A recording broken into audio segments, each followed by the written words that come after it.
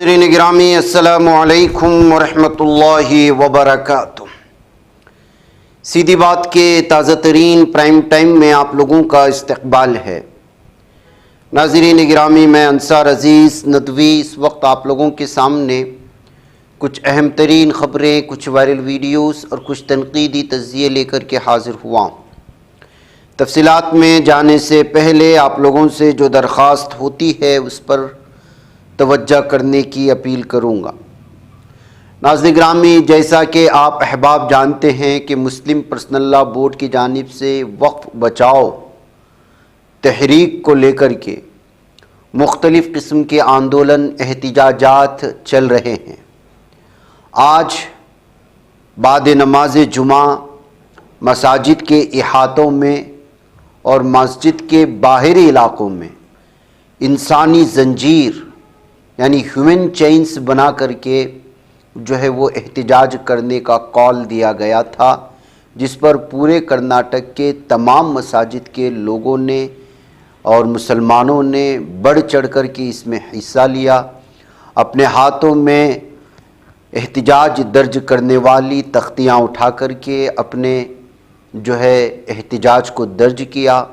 वक्फ किस तरह से मुसलमानों के लिए ये बिल ख़तरनाक है और उनसे उनका हक़ छीना जा रहा है, उनकी बुनियादी शरई जो है हुकूक छीनने की साजिशें हो रही हैं। इन तमाम चीज़ों को आवाम के सामने, हुकूमत के सामने रखने की कोशिशें हुई हैं।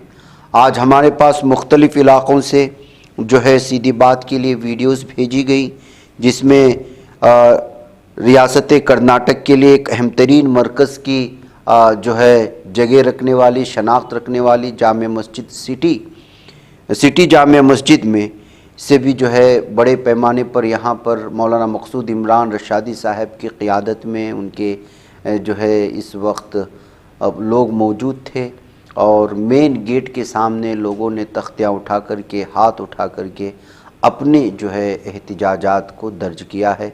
इस मौके पर कर्नाटक के वज़ीर जनाब ज़मीर अहमद ख़ान साहब भी मौलाना मकसूद इमरान साहब के साथ हाथ उठा कर के ज़ंजीर बनाते हुए और जो है और एहतिजाज करते हुए नज़र आए। इसके अलावा भी इस मौके पर लाल मस्जिद शिवाजी नगर से भी जो है अंदरूनी मसाजिद की तस्वीर हमारे पास आई हैं, जिसमें मुक्तदियों ने, नमाजियों ने, मुसलमानों ने बड़े पैमाने पर तख्तियाँ उठा कर के एहतिजाज दर्ज किया है।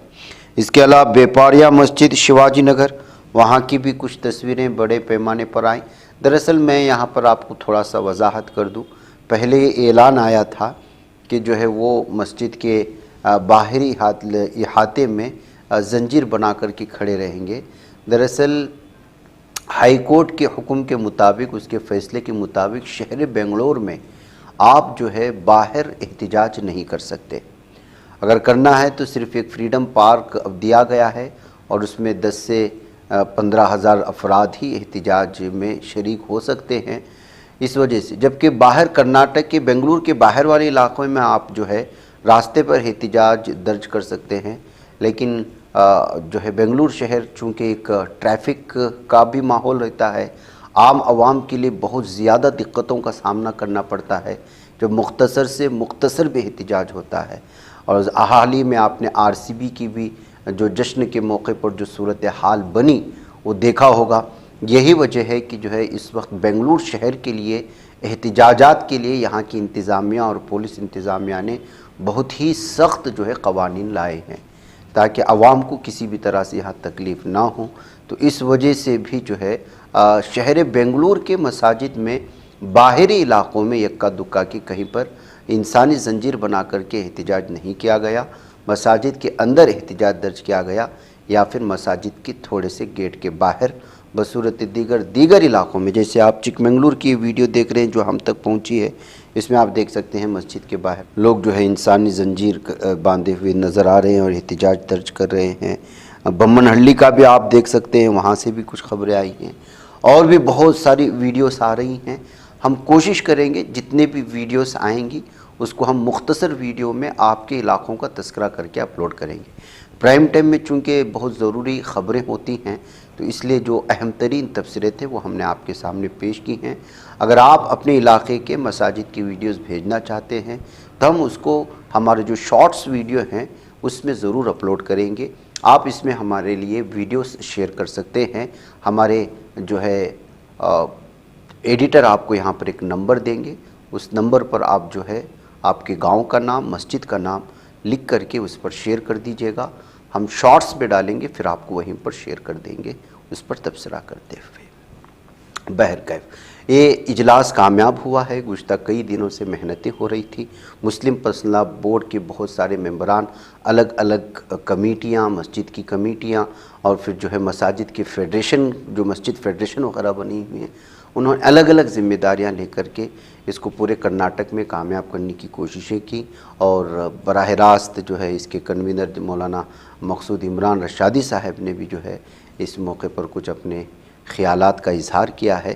اس کو بھی سن لیتے ہیں تاکہ جو ہے یہ پیغام پورے کرناٹک کے مسلمانوں تک اور تمام دیگر افراد تک پہنچے کہ انسانی زنجیر بناتے ہوئے کرناٹک کے مسلمانوں نے وقف بورڈ کے خلاف جو احتجاج درج کیا ہے وہ تمام لوگوں تک پہنچ سکے۔ آپ اس کو دیکھیں، مولانا کے خیالات سنیں، پھر میں اگلے خبروں کی جانب بڑھتا ہوں۔ بسم اللہ الرحمن الرحیم۔ All India Muslim personal law board نے جو حکومت وقف ترمیمی بل کو پاس کیا ہے دونوں ایوانوں میں، اس کے خلاف احتجاج کرنے کا فیصلہ لیا تھا، اور ملک کی تمام ریاستوں میں ایک روڈ میپ بطور احتجاج کے پیش کیا تھا۔ ملک کی مختلف ریاستوں میں اس پر عمل پیرا ہوتے ہوئے ان تمام باتوں پر وقفے سے عمل کرتے ہوئے نظر آ رہے ہیں۔ ہماری اس ریاست میں پوری ریاست بھر کے لیے حضرت امیر شریعت اور علماء اکرام نے یہ کال دیا تھا کہ ہم انسانی زنجیر بنانے کا آج نماز جمعہ کے بعد اہتمام کریں گے، چونکہ ہمارے شہر میں باہر نکلنے کی اجازت نہیں تھی۔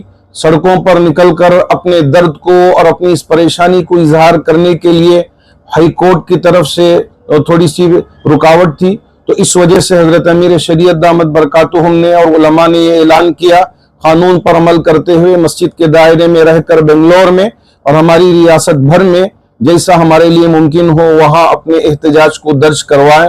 اللہ کا بڑا فضل ہے، ریاست بھر سے ساری خبریں آ رہی ہیں کہ قوم نے اپنی زندہ دلی کا ثبوت دیا ہے، اور پورے جذبے کے ساتھ، جوش کے ساتھ، کوئی اپنی زبان سے بات کیے بغیر خاموشی کے ساتھ اپنے ہاتھوں میں پلے کارڈز لے کر، بینرز لے کر حکومت وقف کو بتایا ہے کہ یہ قانون وقف کی حفاظت کے لیے نہیں، وقف کو کمزور کرنے کے لیے ہے، بلکہ وقف کو برباد کرنے کے لیے ہے۔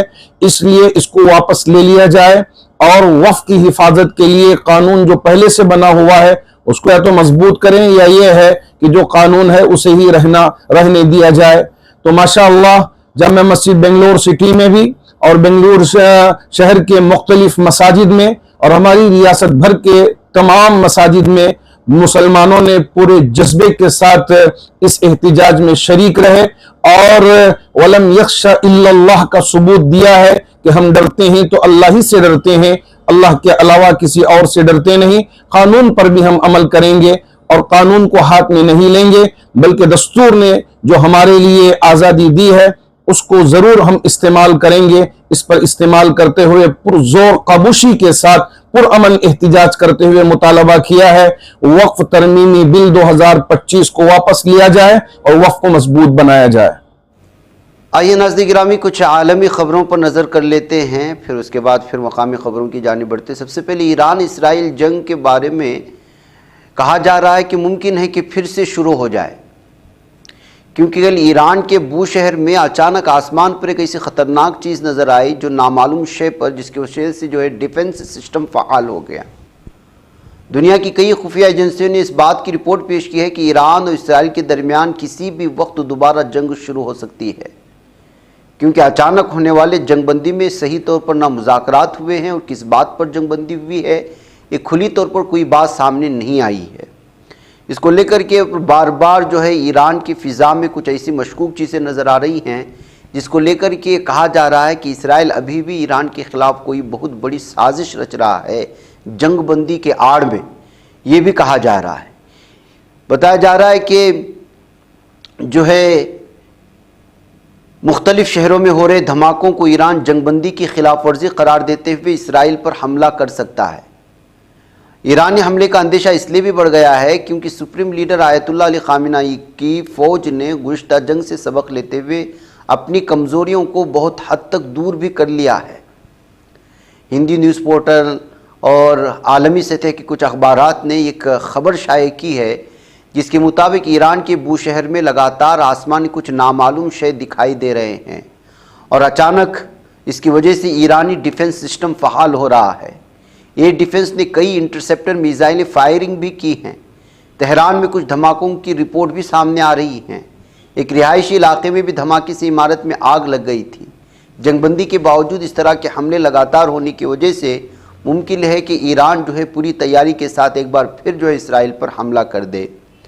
قابل ذکر بات یہ بھی ہے کہ دنیا کی کئی خفیہ ایجنسیوں نے اس بات کی رپورٹ پیش کی ہے کہ ایران اور اسرائیل کے درمیان کسی بھی وقت جنگ شروع ہو سکتی ہے۔ گزشتہ جنگ سے سبق لیتے ہوئے ایران اپنے دوست ممالک روس اور چین کی مدد سے اپنی کمزوری دور کر رہا ہے۔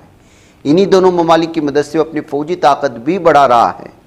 ایرانی فوج کی جو چند کمزوریاں ہیں جیسی ہی وہ دور ہوں گی اسرائیل پر دوبارہ حملہ کیا جا سکتا ہے، ایسے مختلف اخبارات ابھی بھی ایران اسرائیل جنگ 2.0 کے نام سے عنوانات بنا کر کے پیش کر رہے ہیں، اور یہ حقیقت بھی ہے کہ کوئی نہ کوئی جو ہے چیز اس وقت ایران کی فضا میں جو ہے ہوتی ہوئی نظر آ رہی ہے، اور اسرائیل اپنے جو طیاروں کو بھیجا تھا، فائٹر طیاروں کو، اور ایران کے قریب والی ایئر بیس میں جو چھپے ہوئے ہیں، جو حملے کے لیے پرواز بھرتے ہیں، ابھی تک وہ کہاں سے پرواز بھرتے تھے اور واپس لوٹ کر کہ اسرائیل آئے یا نہیں آئے اس کی بھی رپورٹ نہیں ہے۔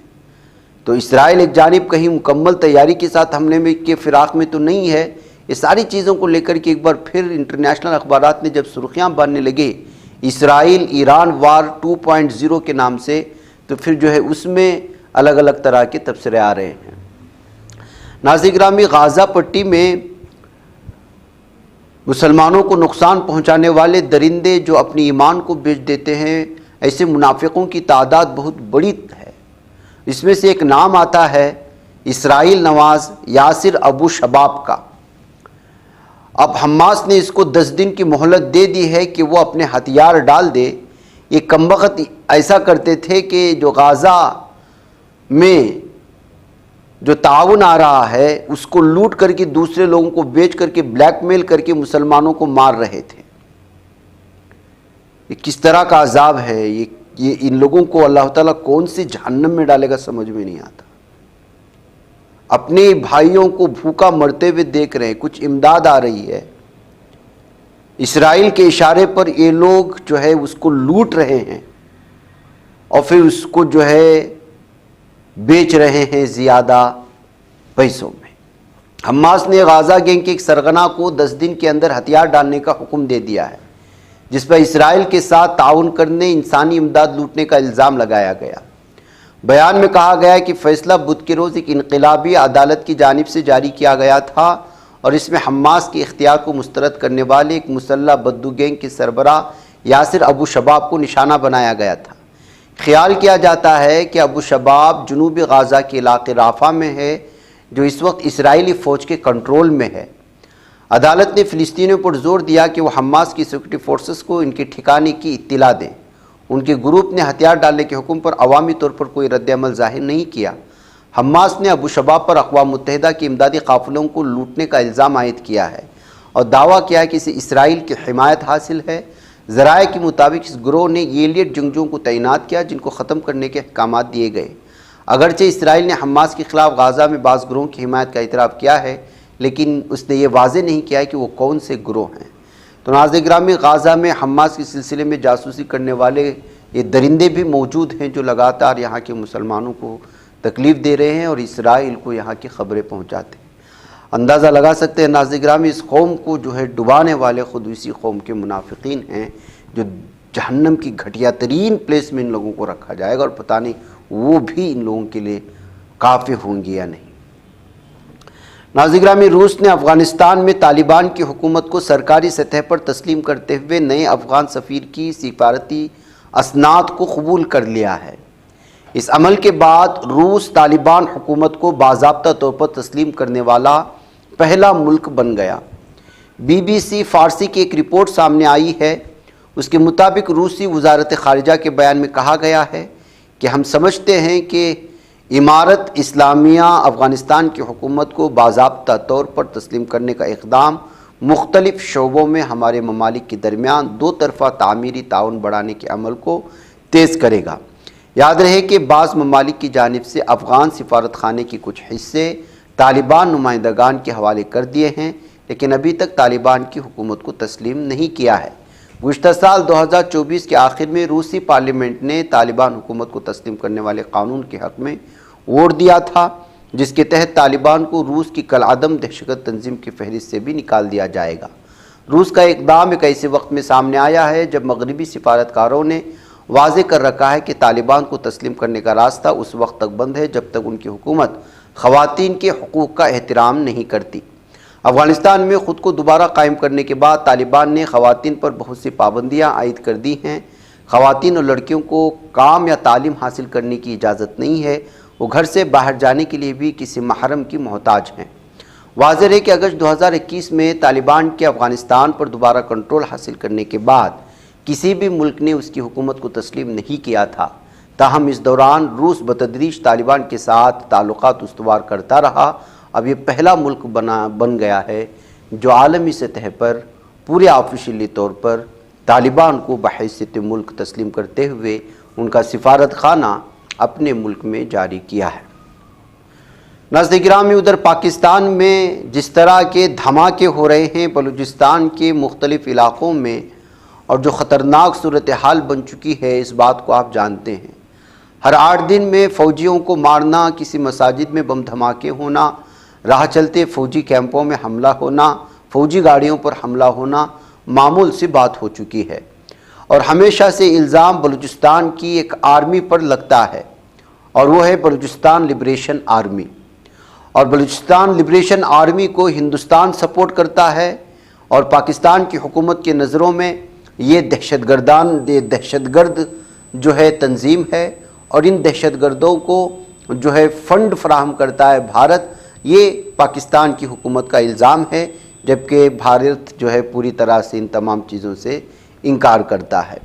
اب بلوچستان کی ویران پہاڑیوں اور تپتی ریت کے پیچھے ایک ایسی کہانی جنم لے رہی ہے جو پاکستان کی بنیادوں کو اندر سے پوری طرح سے ہلا کر رکھ رہی ہے۔ سال 2025 کے پہلے 6 ماہ پاکستان کے لیے بہت ڈراؤنے ثابت ہوئے ہیں۔ بلوچ لبریشن آرمی BLA نے دعویٰ کیا ہے کہ اس نے اس عرصے کے دوران اوسطاً لگ بھگ پاکستان کے کئی سیکورٹی اہلکاروں کو ہلاک کر دیا، اور اس کی تعداد اگر دیکھی جائے تو وہ جو ہے 668 بتائی جا رہی ہے۔ 668 سیکورٹی اہلکار یا فوجیوں کو اس لبریشن آرمی نے مار گرایا ہے، اور یہ سارا کچھ جنوری سے جون 2025 کے درمیان ہوا، اور 284 حملے کیے گئے، اور اس میں 668 مارے گئے۔ 58 ایجنٹ بھی جو خفیہ ایجنسیوں سے تعلق رکھتے تھے ان کو بھی مار گرانے کا دعویٰ بلوچستان لبریشن آرمی نے کیا ہے، جو اپنے آپ کو آرمی کہتی ہے، جبکہ جو ہے پاکستان حکومت ان کو دہشت گرد تنظیم۔ ناظرین گرامی، متھرا کی شاہی عیدگاہ مسجد کو متنازع ڈھانچہ قرار دینے سے الہ آباد ہائی کورٹ نے انکار کر دیا ہے۔ ایک طرف ایک مسجد کے حوالے سے مسلمانوں کو دھچکا لگا۔ سنبھل میں جو مسجد ہے جامع مسجد، اس کو لے کر کے کل عدالت میں ایک عرضی داخل کی گئی تھی، وہ یہ کہ اگلی جب تک کہ یہ مسجد مندر ہے یا مسجد ثابت نہ ہو تب تک یہاں پر نماز کے لیے اجازت نہ دی جائے، اس کے لیے عرضی پیش کی گئی تھی، تو اس عرضی کو اس عدالت نے قبول کیا۔ دوسری جانب متھرا کی شاہی عیدگاہ کو لے کر کے الہ آباد ہائی کورٹ نے اس بات کو لے کر کے انکار کر دیا ہے جس میں عرضی داخل کی گئی تھی کہ اس مسجد کو جو ہے متنازع ڈھانچہ قرار دیا جائے۔ تو ایک طرف ہندو فریق کو جھٹکا لگا ہے، دوسری جانب مسلم فریق کو جھٹکا لگا ہے۔ سنبھل مسجد میں ظاہر سی بات ہے کہ وہاں کئی عرصے سے اور کئی سالوں سے جو ہے نماز جاری ہے، اس کو جو ہے مندر بتا کر کے نماز کو روکنے کی کوششیں ہو رہی ہیں، وہیں پر یہاں پر متنازع ڈھانچہ قرار دے کر کے یہاں بھی اسی طرح کی کوششیں ہوئی تھی، لیکن یہاں کورٹ نے انکار کر دیا ہے۔ یہاں ناظرین گرامی متھرا کے کرشن جنم بھومی اور شاہی عیدگاہ مسجد تنازع سے جڑی یہ خبر ہے۔ الہ آباد ہائی کورٹ سے ہندو فریق کو جھٹکا لگا، عدالت نے شاہی عیدگاہ مسجد کو متنازع ڈھانچہ قرار دینے سے انکار کیا۔ جسٹس رام منوہر نارائن مشرا کی سنگل بینچ نے فیصلہ سنایا ہے۔ اس فیصلے سے ہندو فریق کو بڑا جھٹکا لگا، جبکہ تاہم شاہی عیدگاہ مسجد کا فریق اسے اپنی بڑی جیت کے طور پر دیکھ رہا ہے۔ ناظرین گرامی، انسانیت مر چکی ہے۔ اس وقت بھارت کے مختلف ریاستوں میں سیلابی صورتحال بہت بھیانک بنتی ہوئی جا رہی ہے۔ گجرات کی صورت کی کچھ تصاویر ہم نے کچھ دنوں پہلے دیکھی تھے کہ کس طرح وہاں کے راستے سمندر میں تبدیل ہو گئے تھے۔ گجرات کا ماڈل پیش کر کے پورے بھارت کے لوگوں کو پاگل بنانے والی بی جے پی حکومت کو وہاں پر آئینہ دکھانے کی کوشش ہوئی تھی کہ یہ ہے کہیں گڑھے، کہیں جو ہے بگڑے ہوئے راستے۔ اب اسی طرح کی ایک ویڈیو راجستھان سے آ رہی ہے جس میں جو ہے ویڈیو وائرل ہو چکی ہے۔ اس ویڈیو کو شیئر کرتے ہوئے لوگوں نے کہا کہ کس طرح انسانیت کا مذاق اڑا جاتا ہے، انسانیت مر چکی ہے۔ ایک سپیڈ جا رہی تھار کار نے کس طرح سے ایک بزرگ خاتون اور اس کے بیٹے کو جو ہے یہاں پر گرانے کی سازش رچی، جبکہ وہ چاہتا تو گاڑی آہستہ لایا جاتا تھا۔ اس میں دو طرح کی چیزیں ہیں، ایک تھار میں بیٹھے ہوئے اس ڈرائیور کا غرور اور گھمنڈ اور اس کے مال و دولت کو بیان کرتا ہوئی غیر انسانی سلوک کا وہ چہرہ، تو دوسری جانب حکومت کی ناکامیاں، بدعنوانی کی انتہا کہ کس طرح جب برسات برستی ہے اور سیلابی صورتحال آتی ہے تو عام عوام کا راستے سے گزرنا مشکل ہو جاتا ہے، زندگی اجیرن ہو جاتی ہے۔ ایک طرف یہ غیر انسانی سلوک اختیار کرنے والے درندے ہیں، دوسری جانب انسانوں کو ان کی زندگیوں کے ساتھ کھلواڑ کرنے والے سیاسی نیتا جو کبھی بھی راستوں کو درست نہیں کرتے اور عوام کے ٹیکس پر اپنے بڑی بڑی بلند عمارتیں تعمیر کرنے والے لوگ عام عوام کو اسی طرح راستے پر سیلابی صورتحال میں مرنے کے لیے چھوڑ دیتے ہیں۔ آپ کو معلوم ہونا چاہیے کہ ہماچل پردیش میں مانسون کی جو تباہی آئی ہے، ہم نے کل بھی آپ لوگوں کے سامنے خبر رکھی تھی، 13 دن میں 63 افراد ہلاک ہوئے ہیں۔ 63 افراد کی جانوں کی کوئی جو ہے یہاں پر قیمت نہیں ہے۔ 40 لوگ لاپتہ ہیں، ان کے اہل خانہ پریشان ہیں، کہاں ہو غائب ہو گئے، کم سے کم لاشیں ہی مل جائیں، اس میں ہے اہل خانہ۔ 400 کروڑ کا نقصان ہوا ہے، اور پتہ ہے ہمارا میڈیا کیا کر رہا ہے؟ وہ میڈیا اس وقت عالمی سطح پر مودی کے چہرے کو پیش کر کر کے بتا رہا ہے کہ دیکھیے فلاں ملک نے ان کو اتنا بڑا شہریت کا ایوارڈ دیا، انہوں نے یہ کیا، انہوں نے یہ کیا۔ یہاں عام عوام کی زندگی جس طرح سے اجیرن ہو چکی ہے، سیلابی صورتحال کی وجہ سے جس طرح سے جو ہے عام عوام پریشان ہو رہے ہیں، اس پر کوئی میڈیا بولنے کو تیار نہیں ہے۔ یہ ہماری زمینی حقائق ہیں ناظرین گرامی، اور گرے ہوئے اور اپنی سطحیت سے بھی نیچے آئے ہوئے میڈیا کی وہ اصل کہانی جو اگلے دنوں میں کون سا چہرہ دکھائے گا اور کس قدر بھیانک چہرہ دکھائے گا، اور کب تک حکومتوں کے سیاسی لیڈران کے اور سی ایم اور پی ایم اور نہ جانے وزراء کے وہ تلوے چاٹتا رہے گا، پتہ نہیں ہے۔ تو اس طرح سے ناظرین گرامی اس تباہی کو الگ الگ انداز میں لوگوں کے سامنے پیش کرتے ہوئے تصویروں کو میڈیا اور حکومتوں پر تنقید کرنے کی کوششیں ہو رہی ہیں۔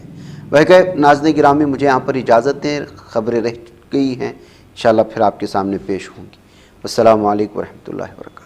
یہ بچ پاتا ہے کوئی صحافی کی نگاہوں سے، ملاتا ہے یہ لوگوں کو محبت کی پناہوں سے، کرم اور درد مندی کا ہے ایک سنسار سیدھی بات، عزیمت جرأت و ہمت کا ہے اظہار سیدھی بات، عزیمت جرأت و ہمت کا ہے اظہار سیدھی بات۔ یہ چینل حق نگر بن کر کچل دیتا ہے فتنوں کو